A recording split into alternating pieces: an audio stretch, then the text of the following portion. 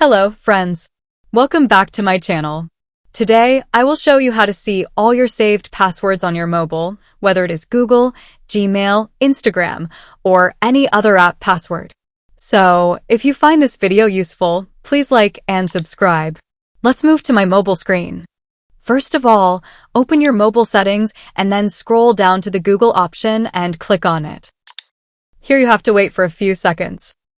Alright friends, if you have more than one Google account and you want to know which account has saved which password, then you can change it from here and see it. Now move to the All Services option on the right side, then click on the Autofill option and again click on the Autofill with Google. Finally, click the Google Password Manager in the third option. Now you can see that the apps whose passwords have been saved by Google are visible here, so just click on the app that you want to see the password for. I want to see my Gmail account password, so I'm clicking on google.com. Now, to finally see your password, just click on this eye icon, and if you want to edit or delete the password, you can also do so. This is how you can see all saved passwords on your mobile. If you have any queries left, please let me know in the comment box.